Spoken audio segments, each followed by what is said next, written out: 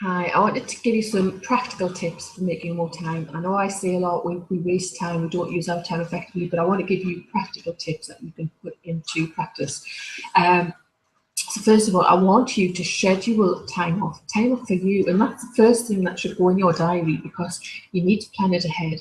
So I've just done my calendar for the full year ahead, next 12 months, and obviously I can't put everything in there now, but I put the big chunks of time in. I put the time off. I put the time off I'm not going to work. I put the time for Christmas, Easter, summer. I put the times off I'm not going to work. And I might change that later on, but I know I've got time blocked out for me and my family to recharge my batteries because that is absolutely crucial.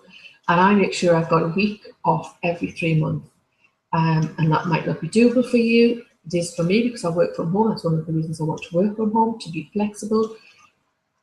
Even if it's not doable for you, have some time off for you to recharge your batteries at least once every 3 months. And I mean more than just a weekend, obviously. You should be having your weekends off. But try and schedule in a week or at least a long weekend. Schedule that time in your diary now and stick to it. You might want to change it later on. You might want to swap one week for another. That's fine. But don't let other things, non-important things, crop up and squeeze that time out and reduce that time because you are your priority. You cannot look after everybody else unless you're looking after you. And I know you've heard it all before, but it is true. It is absolutely true. You are more creative when you look after yourself. You're better at everything when you look after yourself.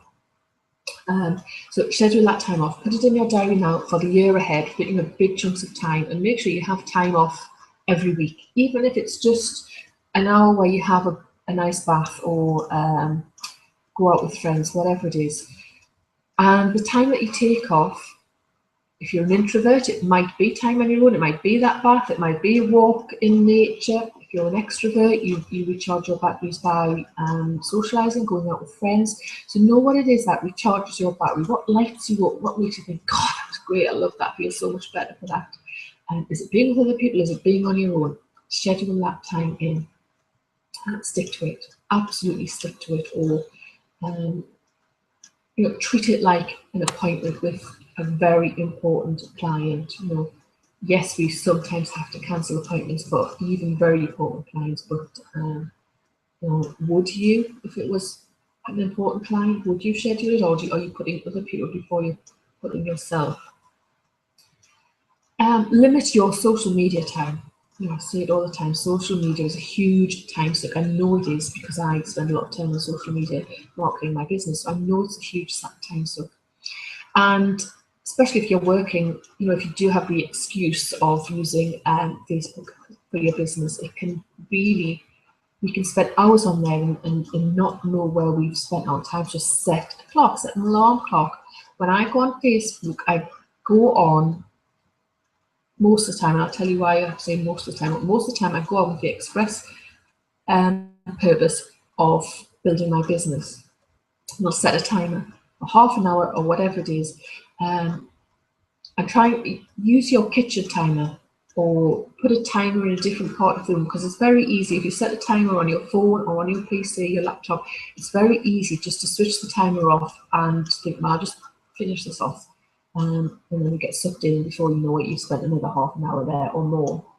So I always set my kitchen timer because I've got to, it's really annoying, and I've got to get up to switch it off. And I know once I've got it up, it's changed my thought processes. I know I'm getting up because I've spent too long on social media. I've gone past my time. I know I might finish typing a status update or something like that, but I want to switch that really annoying clock off. So I get up and I change it and I go and do something else, even if it's just put the kettle on, make a cup of tea, or I don't know, do a few star jumps in the kitchen to get myself re-energized.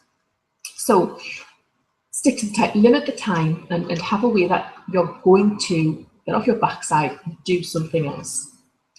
And I said most of the time I go on Facebook with the express purpose of business, because I always, I also build flex time into my diary.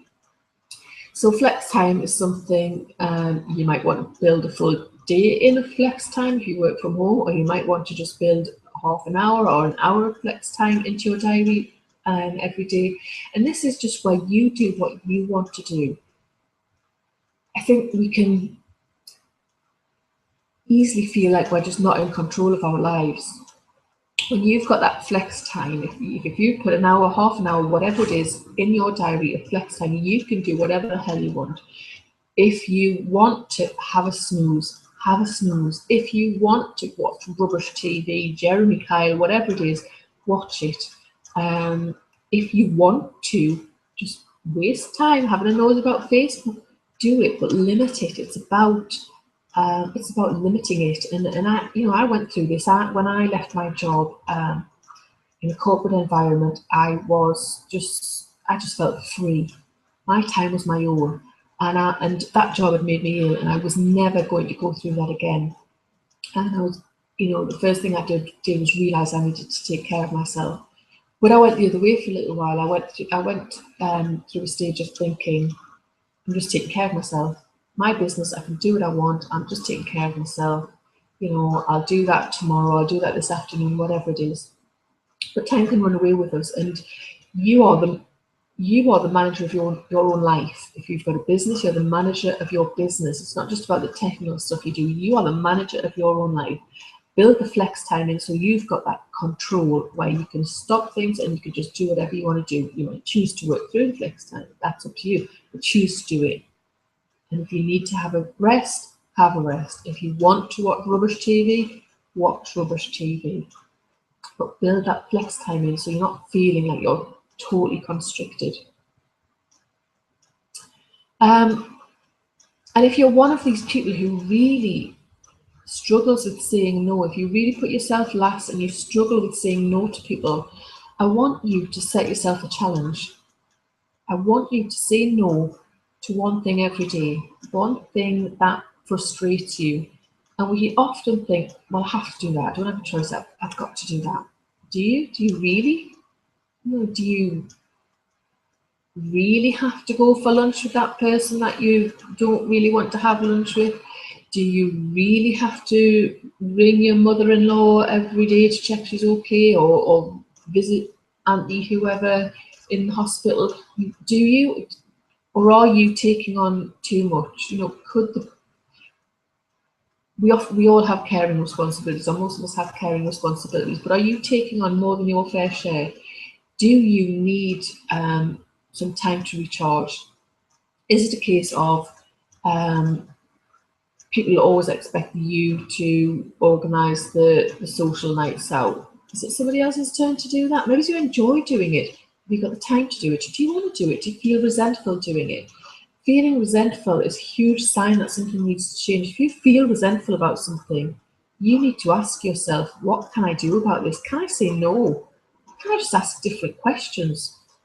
If your boss is just piling work upon you all the time and expects you to stay late, can you ask better questions? You might not feel comfortable saying no to your boss. Can you actually say to your boss, all right, I've got X and I've got Y and I've got Z, and I've only got time to do 2 of those things. What would you like me to prioritise? Ask those better questions. If you keep slogging your guts out to get stuff done and making yourself ill, you're teaching people to treat you in that way. So you are only going to change things if you start asking yourself better questions, ask other people better questions.